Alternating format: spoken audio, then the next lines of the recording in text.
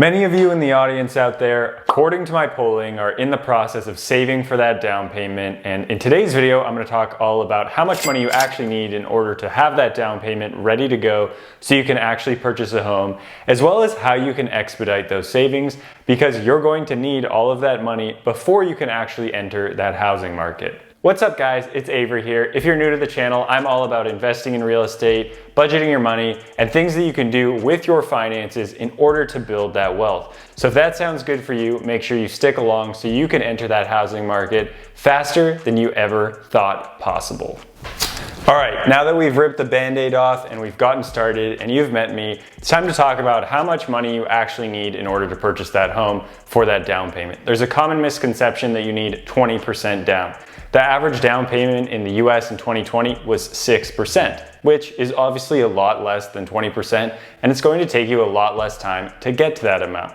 There are many loan options which allow you to put 0% down if you qualify, but for more often than not, with most people, you could do 3% down for a single family or condo. People like to do 5% instead, or you can do 3.5% down for an FHA loan, which obviously will take you a lot less time to accumulate that much money compared to that 20% amount. And if we look at my home, for example, because I love talking about myself and bragging about myself to make it seem like I'm helping you, is that first home that I bought was worth just over $500,000. And if I had to save 20% of that, which is a $100,000 amount, cha-ching, that is a lot of change, then I probably still wouldn't have saved up the amount of money to buy that home. And I bought that home 2 years ago, and now it's increased in value $200,000. So I would have lost out on all of that equity, and I still wouldn't have a home, and I wouldn't be able to make videos about investing in real estate because I thought I needed to wait until I had 20%. With that home, I only needed 3.5% down, which is $17,500, which again is a lot less money than $100,000. And when talking about how much you need, yes, it's important to note that you can put a lot less down, but the argument often is, well, I could buy that home, except I'm going to have to be paying PMI. And yes, PMI is not that awesome, but if you look at my specific example, I didn't buy a single family home, I bought a multifamily home. My tenants paid the PMI, as well as I increased my equity in my pocket by over $200,000. So trade-off from paying $100 of PMI every month, I don't know. You tell me, did it make sense? I think it made a lot of sense. But even if you don't have tenants paying down that PMI, it's possible your home value could increase a bunch. You could sell it for tax-free gains because you've done a live and flip, or you could take a home equity line of credit out of your property once you've done a bunch of renovations. There's a lot you can do with rental property or with your single family home in general that you can't do without one. So if you're worried about that PMI, think about the opportunity cost of not actually having that home in the first place versus what you could do with that money if you waited and put down 20% and didn't ever have to pay that PMI. And another argument for not waiting until you have enough money to not have PMI is you could buy a not very nice home, renovate it, do some fun things like painting, learn how to renovate the bathroom because you spend hours watching YouTube every single day, so you start your own YouTube channel. That's exactly what I did. And then you could refinance that property once you have enough equity to get out of that PMI amount. So when talking about your down payment, the amount of money that you actually need in order to buy a house, it's important to think about your time horizon and where you're actually storing that money. So when it comes to storing that money, there's a multitude of places that you could do it. You could keep it in your checking account and earn virtually no interest so that the bank could then go loan that out to other people who are also trying to buy a house and make money off of your money. You could keep it in a savings account in a bank, which will do virtually the same thing. Or you could keep it in a high yield savings account where right now it'll earn about 0.5% in interest. Unless you go down to the link below, use my referral code, you'll get an extra 0.2%, and so will I, so I'll appreciate that. And then you can do some other things like put it in a brokerage account or put part of it in a Roth IRA or use a cryptocurrency account where it's earning interest. So there's a lot of places that you can keep your money, and they all go up in risk in the order that I talked about them, and then they change with your time horizon. So if you're looking to buy a home and you're close to that down payment amount that you need and you're wanting to buy in the next year or two, I personally would recommend, and I'm not going to recommend anything to you because I'm not allowed to give legal financial advice on the internet, but again, I would personally keep that in something a little bit safer, like a high yield savings account. But if you're looking in the 5-7 year horizon, maybe you can go ahead, put it in a taxable brokerage account, buy some index funds that'll increase with the market.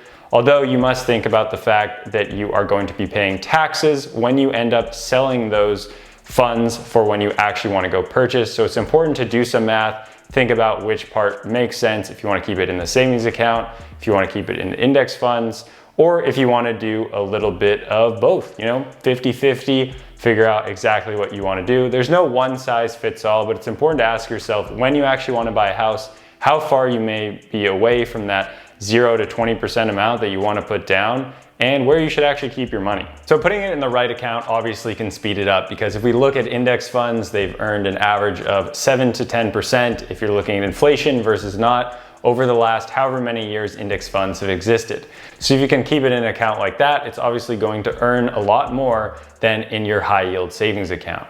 But if you have a shorter time horizon and maybe you buy at the top of the market, it could end up going poorly and you could sell and lose a lot of money, and then there goes your down payment fund and you're really sad and you're thinking, dang, why did I go ahead and like this guy's video? I'm gonna come back, downvote it, and comment, even though that's gonna help his engagement, and tell him how angry I am for his bad advice. But yes, putting it in the right account will have an effect on your down payment amount, but I think the most important thing here, if you wanna buy a house and all you're doing is just saving your money, and that's something that you should be doing, is you can also start saving more money. If you really want that house, if you want to get in, if you want that home so you can do some fun renovation, so you can utilize the equity, so you can house hack, so you can have no monthly housing payment, then you should be working a little bit harder, in my opinion, to save as much money as possible. Now, don't go out of your way to not go to Starbucks and save $4 every single day, $5 to make your coffee at home. Although I do that and I would still recommend it. But if that's the only thing you're doing while you're still living in that luxury apartment complex or paying hundreds of dollars every single week to eat out and have that food, then you are doing things completely backwards. Go ahead and look at the biggest categories that you're spending on and lower those, and then you will be able to save a whole lot faster and get into that home even quicker. The first place where you could save some money would be on housing. Don't live in very expensive housing. Don't live in a super nice apartment complex and just be throwing money straight at your landlord. Unless your landlord is me, go ahead, throw all the money you want at me. I also take tips. And if you really want me to get more money, go ahead, wait till we hit that ad, watch it all the way through, and I'll get a little bit of extra money from you, and that will be a great thank you from you. And the next place would be transportation. A lot of us need to transport somewhere to go to that job that pays us so we can actually save that money and buy that house. So it's important when you're going to figure out how you're getting to work or getting around that you're not spending a ton of money on a car that you don't need, or buying a new car, having a fancy car. Can you really lower that spending? Take public transportation, drive a crappy car that is extremely economical when it comes to gas, or could you ride a bike everywhere and hopefully not get hit because you don't live in too busy of a city? And the other thing would be food. If you can make a lot of your food at home and don't do a ton of those stupid things like go to brunch, eat out, go get drinks, and then wake up hungover, buy more food, and then it's come Sunday night and you've forgotten to get groceries, so now throughout the entire week you're eating out. That is definitely going to cost a lot of money and add up and take away from your down payment. So if you can figure out those three categories, if you want to save a lot faster, that'll get you into that home and get you a lot more of these benefits that come with real estate a lot faster. And if you're at the point where you feel like you can't save any more money, you're eating peanut butter and jelly sandwiches, you're just crushing ramen every single night, and that is all you do with your time, maybe you should think about, how can I increase my money? And there is a lot of ways to increase your income, especially on the internet, and even just by changing jobs. So yes, you can just change jobs, which is a very lucrative way to make a lot more money. Typically, every single year, you'll get a 1 to 3% raise, which sometimes is even a pay cut because of inflation. But a lot of people who will just change jobs or move laterally and do the exact same thing for one company versus another company, they'll end up getting a 10 to 20% raise just by switching jobs, because that's how it works. So that's a great way to make some extra income.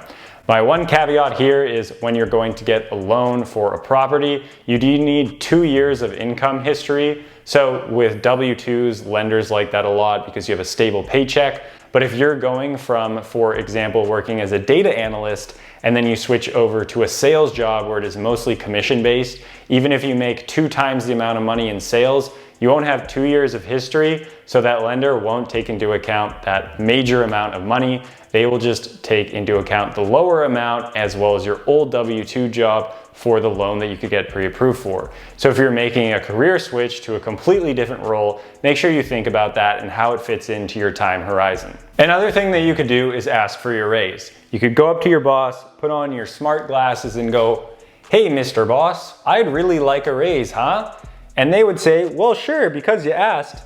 And even though it might not be that simple, it can be that simple because you don't get what you don't ask for. So if you can show to your boss that you've been a good employee, this won't work very well if you're not a very good employee, you can go ahead and just ask for that raise. You can show them the market data, how much people are making for this job at other companies or even within your own company, and make a compelling argument for yourself to show that you deserve more money. And lastly would be side hustles. There are a lot of great side hustles, and if you want to learn about some, check out the video up here or down below where I talk about some side hustles that you could start this year. But there are so many opportunities for you to get a little bit of extra cash with some work or a lot of work, and it can be very lucrative in the long run.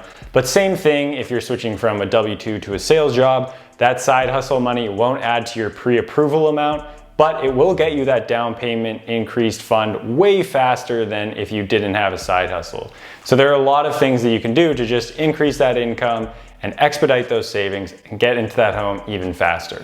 So I hope you guys enjoyed that video, and hopefully you can get to your down payment goal a lot faster than you thought possible before you watch this video, before you subscribe to me because you appreciate all of the great advice, and before you smash that like button. Because those are all things I assume you're doing if you're still watching the video at this point. So thank you to you. If you guys like me here, maybe you'll also like me on Instagram, so go ahead, hop on over, check that out, where I like to make more manageable content that you guys can see every day about my life and then things you can do as well. More real estate is coming, more money is coming your way, and thanks again for watching, and hope to see you guys next time.